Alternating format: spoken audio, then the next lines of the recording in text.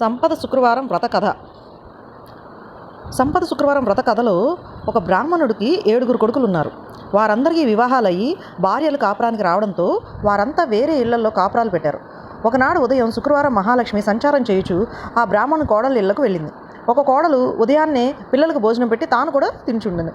ఇంకొక కోడలు పాచి వాకిల్లో పేడ వేసుకొని చుండెను. వేరొక కోడలు పాత గుడ్డలను కుట్టుచుండెను. మరొక కోడలు పాచివాకిల్లో ఒడ్లు దంచుచుండెను. మరొక కోడలు కట్టిక చీకటి అందే తల దువ్వుకొని చుండెను.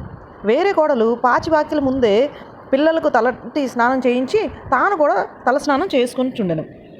ఇట్లు 6 చేయుటను చూచి శుక్రవారం మహాలక్ష్మి వారి ఇళ్లలోకి వెళ్ళలేక పెద్ద కోడలి ఇంటికి వచ్చెను.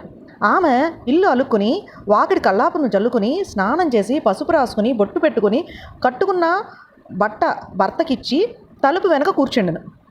అక్కడ శుభ్రతకు మెచ్చుకొని శుక్రవారపు మహాలక్ష్మి అరుగు మీద కూర్చుని అమ్మాయి బయటకు ఒకసారి రా అని పిలిచింది. లోపల నుండి పెద్ద కోడలు నేను వచ్చుటకు వీలు లేదు అని సమాధానం ఇచ్చినది. మేము చాలా భేదవాళ్ళము, అది నాకొక్కటే బట్ట ఉండుట చేత దానిని నా భర్తకిచ్చి ఆయన బయటికి వెళ్ళటం వలన నేను తలుపు చాటున ఉన్నాను అని తెలియజేసింది. అప్పుడు శుక్రవారం మహాలక్ష్మి తన బట్టలో నుంచి సగం ఆమెకిచ్చి కట్టబెట్టుకుని తనకు ఒకసారి సోలెడు బియ్యం వార్చి పెట్టమని కోరినది. మహాలక్ష్మి అందుకు ఆ ఇల్లాలు నొచ్చుకొని తన భర్త వచ్చే వరకు నట్టింట బియ్యం ఉండవని చెప్పింది. అప్పుడు ఆమె శుక్రవారం మహాలక్ష్మి మా ఇంటికి వచ్చినది ఆమెకు ఇవి కావాలనని వర్తకులతో చెప్పి తీసుకురా అని చెప్పింది. ఆమె కోమటి ఇంటికి వెళ్ళి తన ఇంటికి శుక్రవారం మహాలక్ష్మి వచ్చినదని తెలిపి పప్పు బియ్యము మున్నగు వంటకు కావలసిన పదార్థాలన్నీ ఇవ్వమని కోరగా అతడు వాటన్నిటినీ ఇచ్చెను. తరువాత ఆమె అదే విషయం చెప్పి తెలుగులవాణి ఇంటికి దగ్గరకు వెళ్ళి తెలగపిండిని నూనెను కంచరి ఇంటికి దగ్గరకు వెళ్ళి పాత్ర సామాగ్రిని సాలివాణి ఇంటి దగ్గరికి వెళ్ళి బట్టలను తీసుకుని ఇంటికి వెళ్ళి 4 పిండి వంటలతో నవకాయ వచ్చళ్లతో శుక్రవారపు మహాలక్ష్మికి వడ్డించెను. అంతలో ఆమె భర్త పెడమూటలతో సంతోషంగా ఇంటికి వచ్చెను. ఆ దినమున అతనికి సంతృప్తికరంగా న్యాయవారము దొరికెను. అతనికి ఆమె భోజనం వడ్డించగా దానిని భుజించి అతడు ఇవన్నీ ఎట్లా వచ్చినవని అడిగాను.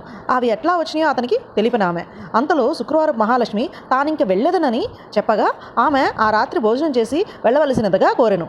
అందుకు ఆమె అంగీకరించి రాత్రి భోజనమైన తర్వాత వెళ్ళదనను అని చెప్పాను. అప్పుడు ఆ బ్రాహ్మణి అమ్మా ఇంత చీకటిలో ఎలా వెళ్ళగలవు, రేపటి దినమున వెళ్ళవచ్చు అనెను. అందుకు ఆమె సమ్మతించి నిద్రపోయి కొంత రాత్రికి లేచి తనకు కడుపు నొప్పిగా ఉన్నదని తెలిపి వెలుపలికి వెళ్ళి వచ్చేదనని చెప్పాను.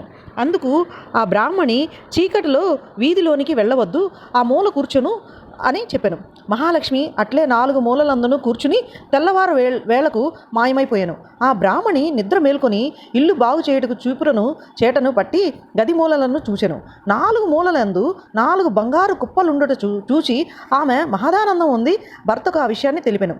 అతడు లక్ష్మికి తనపైనున్న దయను దలచి భార్యతో సంపద శుక్రవారం నోమును నోపించి భాగ్యములు బడిసి భక్తి విడువక సంతోషంగా ఉండెను. ప్రతి శుక్రవారం ఉదయమే స్నానం చేసి లక్ష్మిని కొలిచి ఒంటిపూట భోజనం చేయవలను. అట్లు 5 ఏండ్లైన తర్వాత ఒక శుక్రవారం నాడు 5 పేరంటాండ్రకు తలంటి నీళ్లు పోసి భోజనం పెట్టి 5 రవిక గుడ్డలను దక్షిణ తాంబూలాలతో ఇవ్వవలెను. పద్ధతి తప్పినను ఫలము మాత్రము తప్పదు. ప్రతి శుక్రవారం ఈ కథని మనం చదువుకుని పూజ కంప్లీట్ చేసుకోవాలండి.